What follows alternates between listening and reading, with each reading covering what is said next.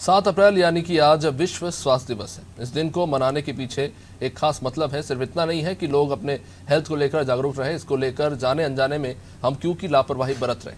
समय के साथ विज्ञान तरक्की करता जा रहा है, लेकिन हमारे खाने पीने की गलत आदतें हमारी ही मुसीबतें बढ़ा रही है। हर दिन हम जाने अनजाने में बहुत सी ऐसी गलतियां कर रहे हैं जो आगे जाकर हमारे ही स्वास्थ्य पर भारी पड़ रही है। ये रिपोर्ट देखिए। न सिर्फ भारत बल्कि पूरे विश्व में मोटापा और मोटापे के कारण तेजी से बढ़ती स्वास्थ्य से जुड़ी बीमारियां लोगों में अब एक आम समस्या हो चली है। आजकल की फास्ट लाइफस्टाइल में जाने अनजाने में फास्ट फूड या प्रोसेस्ड फूड हमारे खाने की मेज का हिस्सा बन चुके हैं, जिसके नकारात्मक परिणामों का शिकार बच्चे से लेकर बूढ़े तक हो रहे हैं। समय के साथ फूड टेक्नोलॉजी में हुए डेवलपमेंट ने जिंदगी को आसान तो बनाया ही, समय भी बचाया।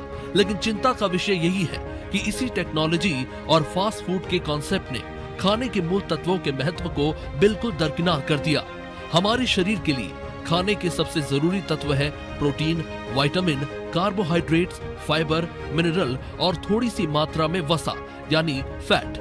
लेकिन दुर्भाग्य से मौजूदा लाइफस्टाइल और जिस तरह का ट्रेंड चल पड़ा है, इन तमाम पोषक तत्वों और खाने में इन तत्वों के संतुलन, जिसे साधारण भाषा में बैलेंस्ड फूड कहा जाता है, वो फास्ट फूड और खास तौर से पैक्ड फूड में देखने को नहीं मिलता।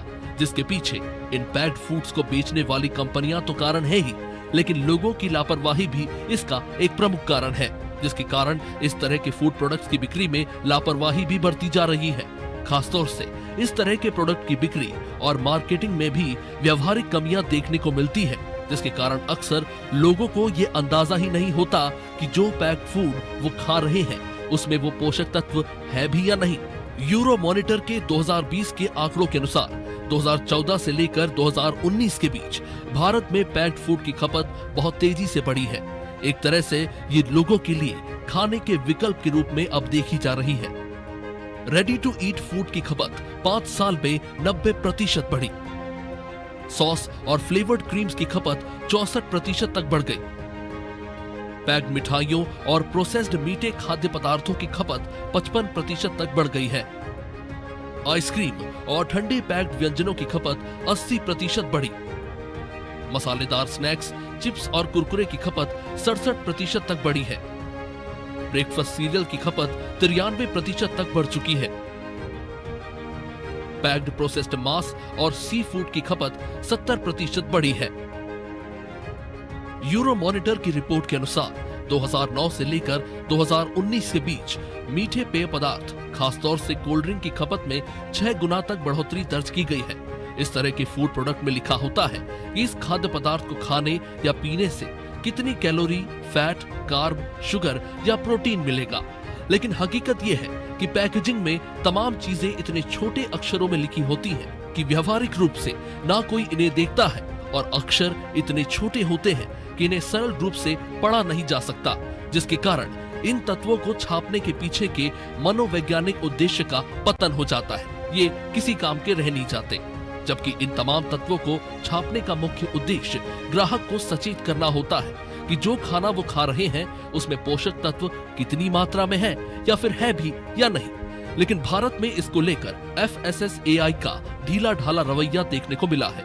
एक स्वास्थ्य केंद्रित और स्टैंडर्ड FOPL यानी कि फ्रंट ऑफ पैक लेबलिंग के मापदंड तय नहीं कर पाई है FSSAI।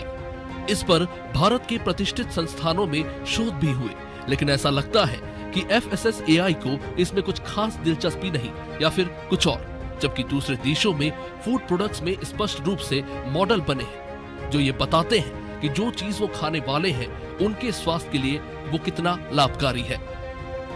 ऑस्ट्रेलिया और न्यूजीलैंड में हेल्थ स्टार रेटिंग से मापदंड तय किए जाते हैं।